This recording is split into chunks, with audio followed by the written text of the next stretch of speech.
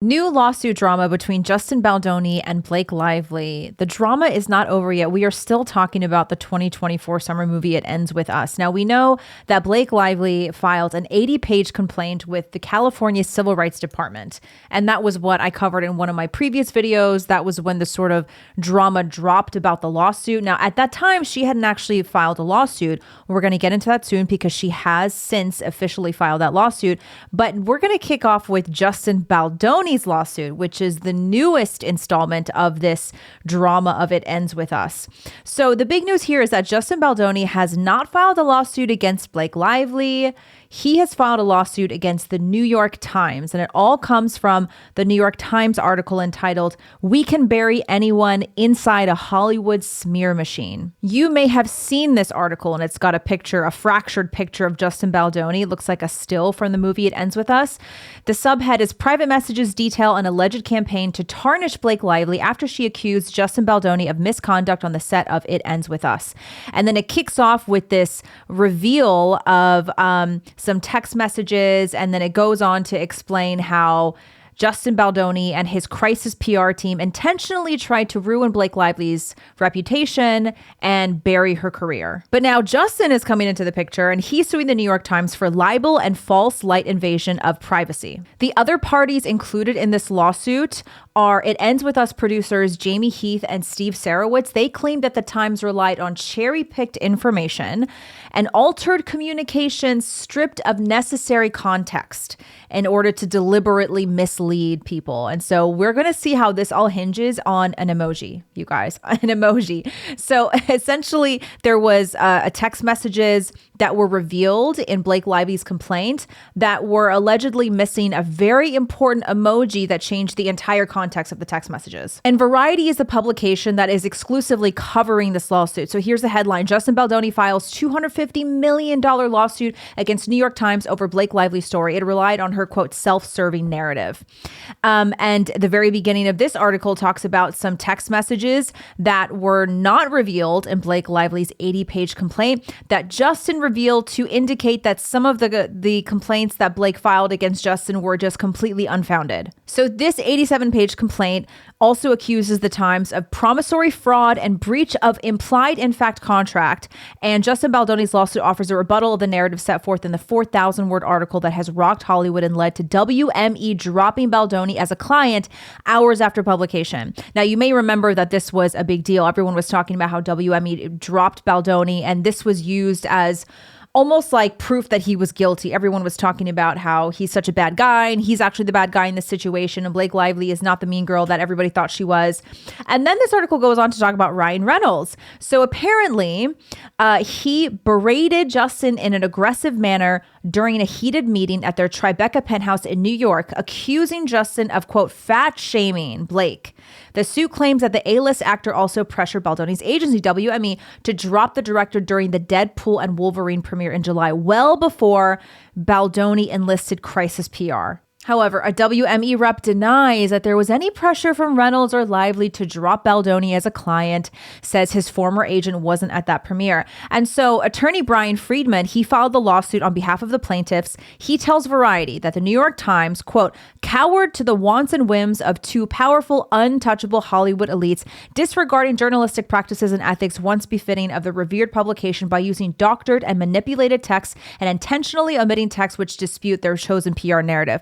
Now, nobody can deny here that Blake Lively and Ryan Reynolds are kind of Hollywood royalty. They are A-list. They have been A-list for a long time. And what they're asserting in this lawsuit is that these are untouchable Hollywood elites, which I think is it's very smart and clever wording, because we're hearing a lot more murmurs from fans and people who are watching movies that we're sick and tired of the Hollywood elites. And so this lawsuit and this attorney is identifying Blake Lively and Ryan Reynolds as part of these untouchable Hollywood elites, which I think plays well for Justin Baldoni and his team. So apparently Ryan Reynolds lost it on Justin Baldoni in a meeting because Baldoni wouldn't apologize for things he says never happened.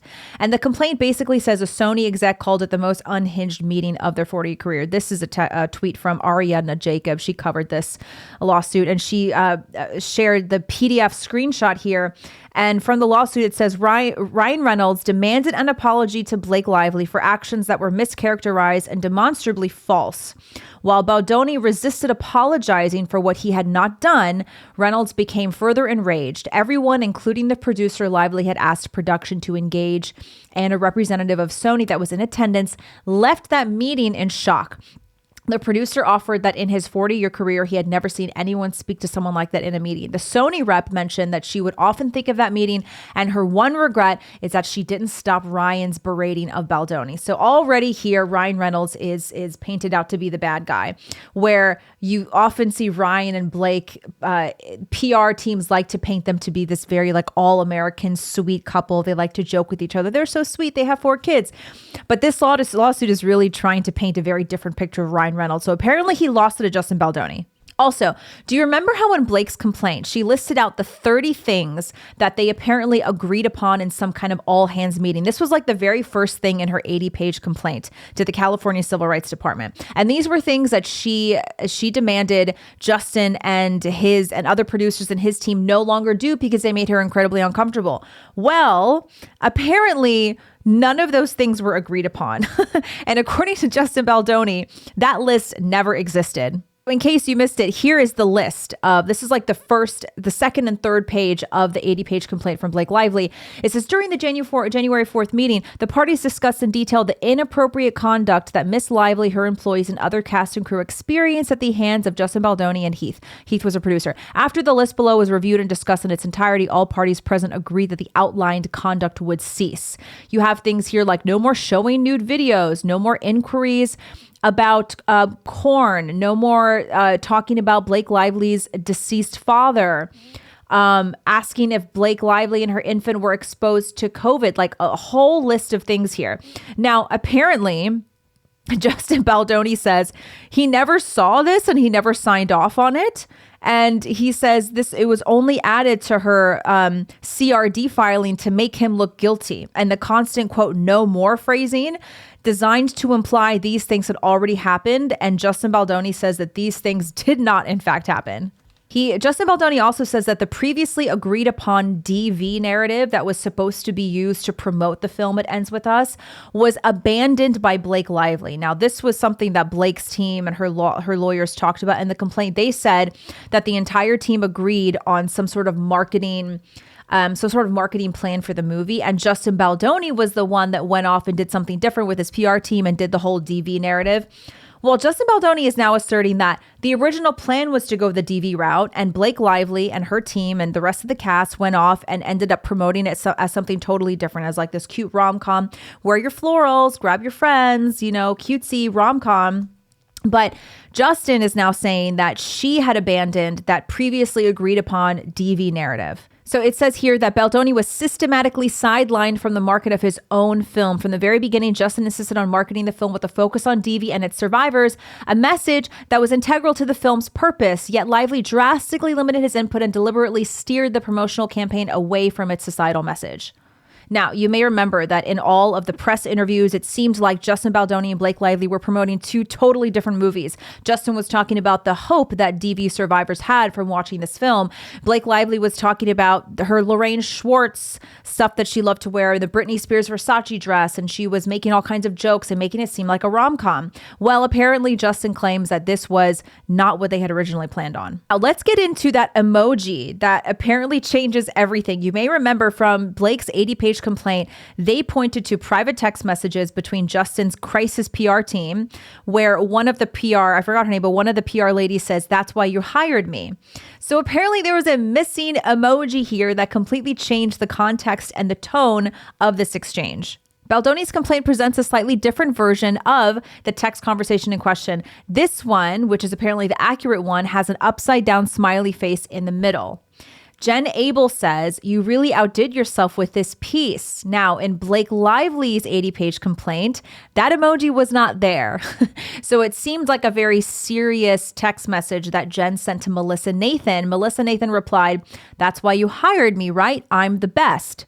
Okay, so what's actually happening here is Justin Baldoni's lawyers are posting the actual screenshots of this, which this actual screenshot is not in Blake Lively's complaint. And they're saying, hey, that emoji right there is a sarcastic emoji because Jen and Melissa, part of this crisis PR team, they are both acknowledging that whatever story they're talking about was not actually planted by this PR team. It came about organically. And Melissa Nathan is obviously joking with Jen Abel saying, that's why you hired me, right? LOL.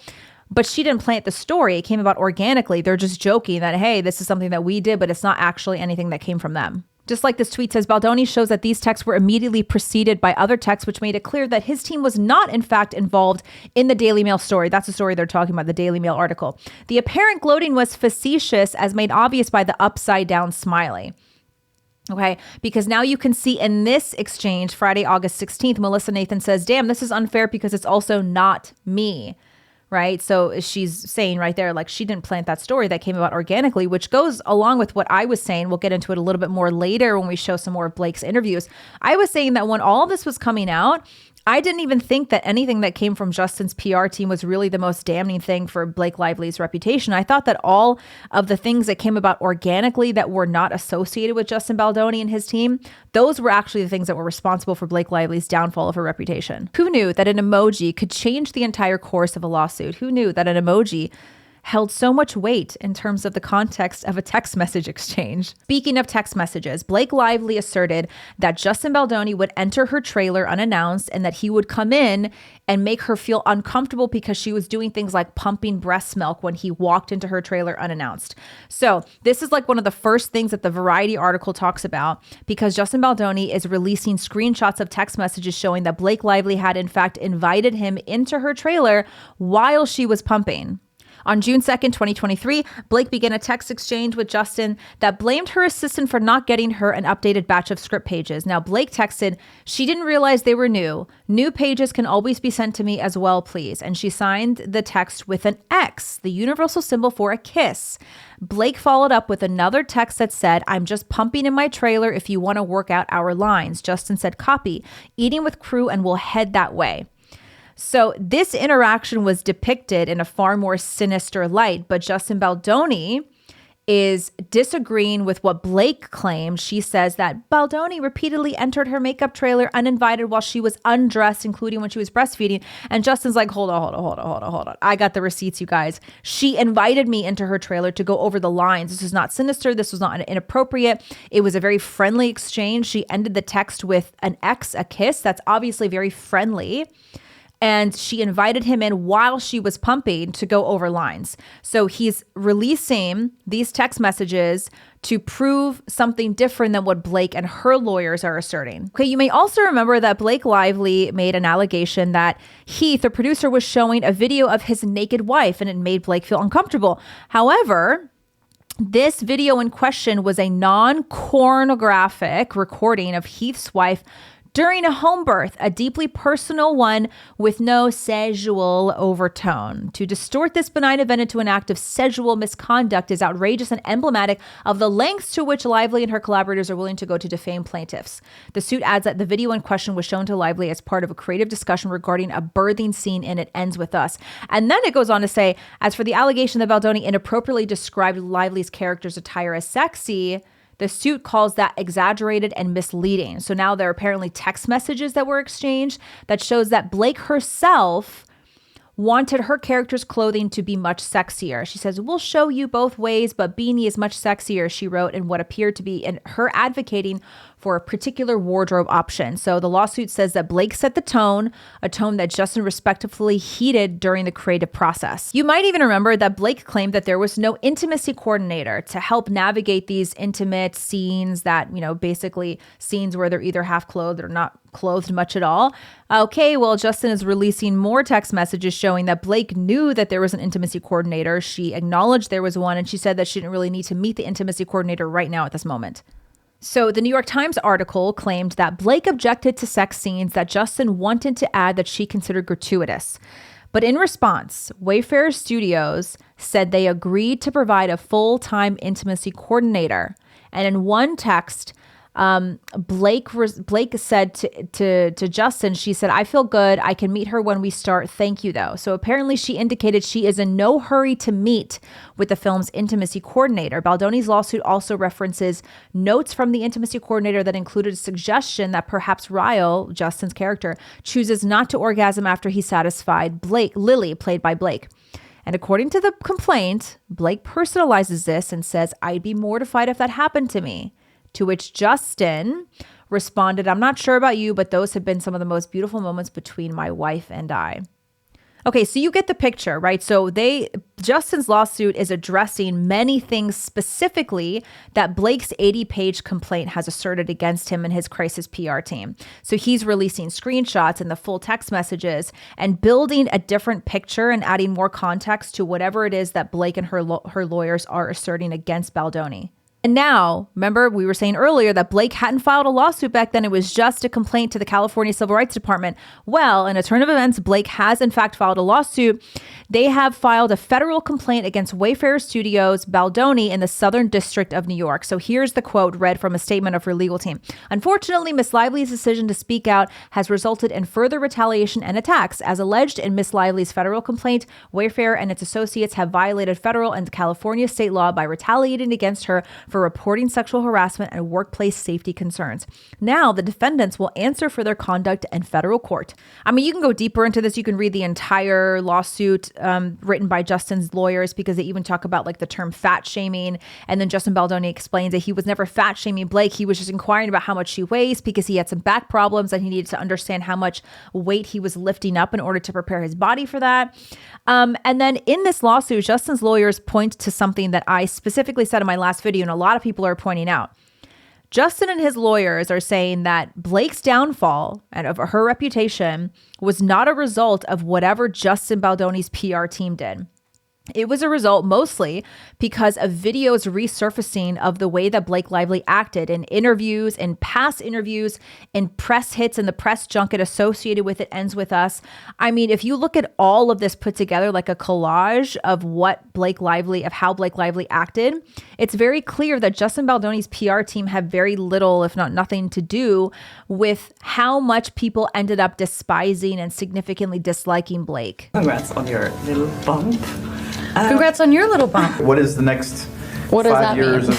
of... Well, Did yeah. you see the movie? I did see the movie. But I mean... So if someone understands the themes of this movie, comes across you in public, what's the best way for them to be able to talk to you about this? Like asking for like my address or my phone number or like my location share. Or I could just location share you and then we could, oh my gosh, thank you so much. That's so sweet. I'm gonna put it here because it doesn't go with my outfit, but I will wear it later. Has been the best part in making this particular movie? I've noticed so many beautiful crystals on teeth. Is that a big fashion thing? What has been the best part about making this particular film? I mean, about teeth gems. Yes, that was really the highlight. Why is Deadpool Wolverine sold out? I'm sorry, I got distracted back there. Rings. Rings also are like my comfort blanket. It's just a very expensive comfort blanket. I should like Snuggies instead as a comfort blanket. Instead, I like Lorraine Schwartz. This movie, I think that like when you see it, it feels like a big, beautiful summer movie, but like we didn't have any budget. Us is in theaters now, so grab your friends, wear your florals, and head out to see it. Yeesh. I think that speaks for itself. I think that we should just let Blake speak for herself. That collection of videos, I think, speaks for itself, to be honest. But let me know what you guys think in the comment section. Does this change the way that you think about Justin Baldoni now? Or do you still think the same thing about either or both of these actors? This is one of those things where I think this is just the beginning. We're probably going to see a lot more of this drama unfold. There's definitely not going to be a sequel that's starring these two. I highly doubt that Justin Baldoni and Blake Lively will ever work together again. But let me know what you guys think in the comment section. Don't forget to like and comment and share the video if you like it. Subscribe to my channel, turn on post notifications. We'll see you on the next one. Thanks, everybody.